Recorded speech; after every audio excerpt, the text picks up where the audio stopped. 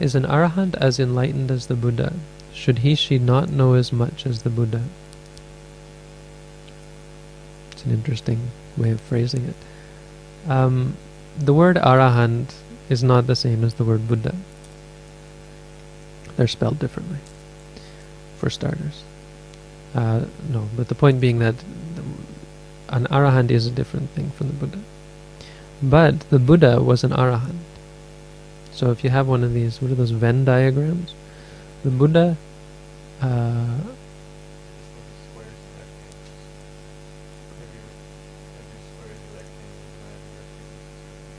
right, but I was going to draw a Venn diagram.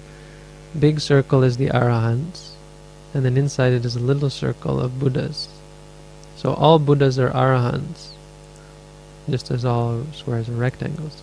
But that's a small circle. The number of Arahants is much bigger. So there are many Arahants that are not Buddhas.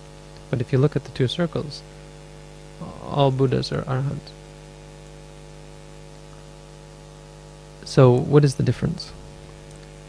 I hope I'm correct in saying this, but this is how I've often explained it.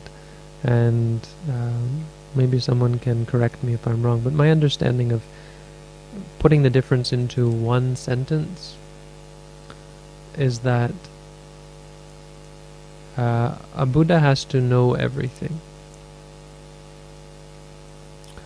An Arahant only has to let go of everything. So, in one sentence, that's my answer as to the difference. And really answering your question from my understanding. So, it depends really what you mean by enlightenment. If your meaning of enlightenment is, does an Arahant have more greed, anger, and delusion than a Buddha? No. Neither one has any greed, anger, and delusion. They both let go of everything. And they both come to understand the Four Noble Truths. But the Buddha, on top of that, knows everything.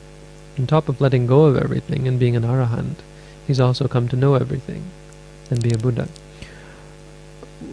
To clarify that, that's the one sentence answer, but to clarify it a little bit, it doesn't mean that the Buddha has a big brain full of facts. It means that whatever question the Buddha would ask, say, what is the answer to this? He could find the answer to it, or whether there was an answer. He would find out the truth behind anything that he set his mind on. That's what it means to be a Buddha, according to our tradition. So, what we should understand from that is, it may be that we're wrong, that the ancient Buddha, the historic Buddha, didn't have that. That's not what our claim is. Our claim is that for someone to consider themselves a fully enlightened Buddha, they have to know everything. They have to be able to send their mind and have unobstructed knowledge and vision, so that anywhere they send their mind, they're able to know the truth of it. That's our understanding. We may be wrong. It may be that a Buddha, that's impossible. But that's what the texts say. And that's our understanding of what it means to be a Buddha.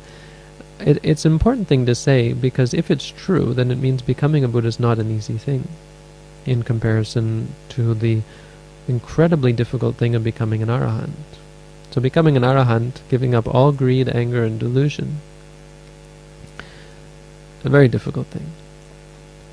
So how much more difficult would it be to have this, on top of that, this unobstructed knowledge and vision, so that anything you think of, anything you consider, you immediately know the answer to, and without any reserve, without any qualification, except for those things that have no answers. Then you come to know there's no answer to that, and so on. So, but as to whether they should, I guess it's just the grammar that you're using, but an Arahant who is not a Buddha will not have this unobstructed knowledge and vision. An Arahant who is also a Buddha will have that knowledge, unobstructed knowledge and vision. But as for the should, if you're really using that as a, is it proper for them? It's proper for them to learn as much as they can and to get as close to becoming fully Buddha as possible in their lifetime. And it's what they would do, I should think, always studying, always developing themselves and their knowledge and their clarity of mind, even though they have no greed, anger, and delusion. They would just naturally incline towards towards that sort of thing. Or not. Maybe they would just sit in meditation until they pass away. So I hope that helps.